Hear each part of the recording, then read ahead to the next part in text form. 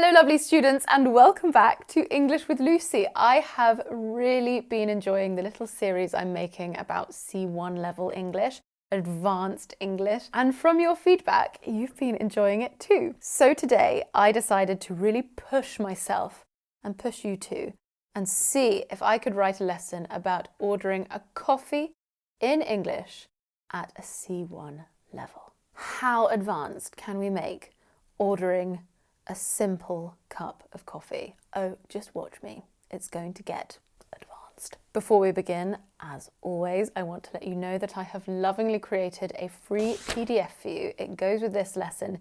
It contains all of the phrases and grammatical structures that I'm going to use in today's video, as well as a quiz to test your knowledge. Just click on the link in the description box, you enter your name and email address, you sign up to my mailing list, and your copy of the coffee PDF will arrive directly in your inbox. And then after that, you've joined my PDF club, you will automatically receive my free weekly lesson PDFs alongside all of my news, course updates and offers. You can unsubscribe at any time. Right, let's get started. So we all know that ordering a coffee is one of the first things you learn in English, and it can be very simple.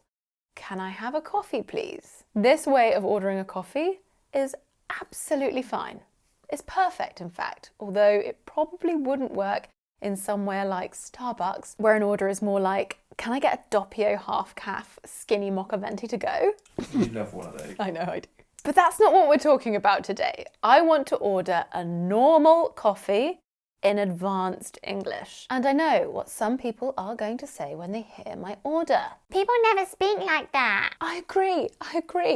It's not necessary, but it's fun and it's cool. And if we can't have fun, cool English lessons, then what have we got? I think it's fun to see how far we can take it. And more importantly for you, I think it's a fun and memorable way to introduce some advanced grammatical structures and vocabulary. Are you ready? We're going to move up through the levels. Level 1. Black coffee, please. This is the simplest way to order a coffee, and it's perhaps not the most polite way to order in a coffee shop. But if you're ordering as part of a group after dinner, for example, I think it's fine. The addition of please at the end, though, is important.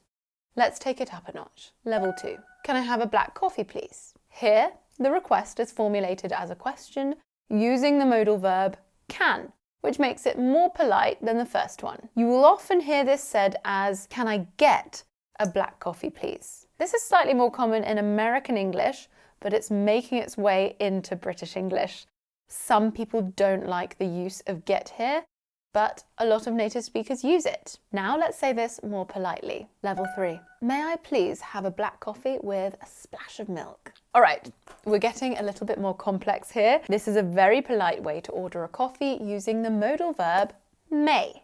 You can also replace may with the modal verb could, which is a more polite way to make requests than can. You can also see that the word please has moved from the end to directly after may I. This front loading of please emphasizes the politeness of the request and sets a formal tone from the outset. We are also now asking for a splash of milk, and a splash means a small amount of liquid in this context. Okay, can I go further? Level 4. Could you kindly prepare a black coffee with a splash of milk and 2 sugars? Okay, we're getting closer to advanced level here and further from reality now. We have the modal verb could, which I talked about in level 3.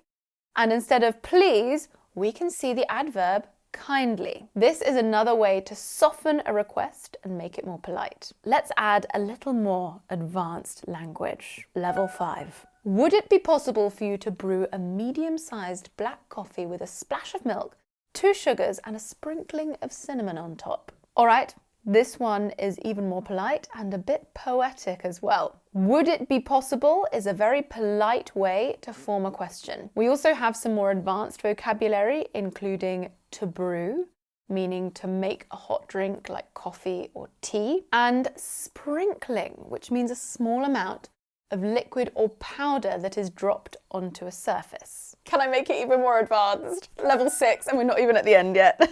If it's not too much trouble, could you please craft a medium-sized black coffee enriched with a splash of organic milk and precisely 2 cubes of raw sugar while ensuring it's brewed to the optimum temperature, and then garnish it with a delicate sprinkling of cinnamon on top. We're moving into nightmare customer territory now. If it's not too much trouble is a very polite way of asking someone to do something. We often add it to the beginning of a request, often when we know the request is going to cause some extra effort. Now we're asking for the barista to craft the coffee, not just make one, craft. This means to make objects in a skilled way, especially with your hands. And the coffee is to be enriched with a splash of milk. To enrich means to make the quality of something better by adding something else. Then it is to be brewed to the optimum temperature. Optimum means best possible. You might hear the synonym optimal or optimal used in American English. And then we have garnished with cinnamon. To garnish means to decorate food or drink with a small amount of food. Can this customer get any worse? Yes, the answer is yes. If you've ever worked in retail or hospitality, you know the answer is yes. Here is my coffee order in its final form, level 7. Would you be so kind as to commence the artisanal preparation of a medium-sized black coffee sourced, if possible, from single origin beans and brewed at precisely 89 degrees Celsius? It should be complemented with a splash of organic, locally sourced milk, sweetened to a modest degree with exactly 2 cubes of raw sugar, and adorned with a subtle yet discernible sprinkling of hand-ground cinnamon. Finally, because I'm not done yet, I request that it be presented in a ceramic mug featuring a handle ergonomically designed for a right-handed individual. Someone is definitely going to spit in this customer's coffee.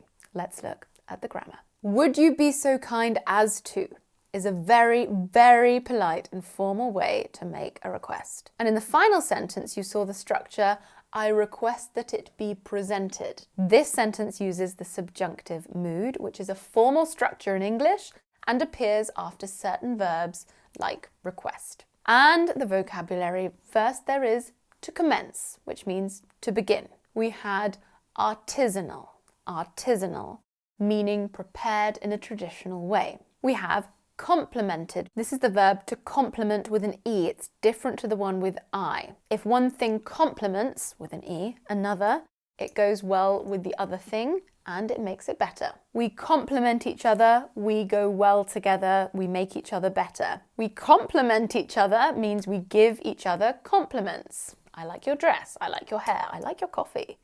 What did you ask for? I'm going to ask for that. Little did she know. We also have adorned with.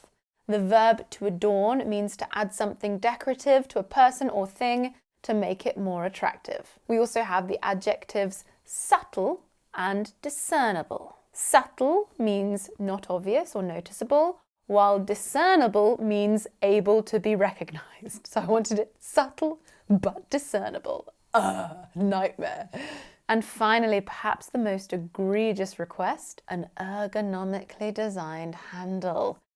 Ergonomically means in a way that makes something, often equipment or furniture, comfortable and effective for people who use it. You'll see all of this grammar, all of the vocabulary, along with example sentences in the PDF that goes with this lesson. So remember to download that by clicking the link down below. What did you think of my C1 level coffee order? Is it realistic?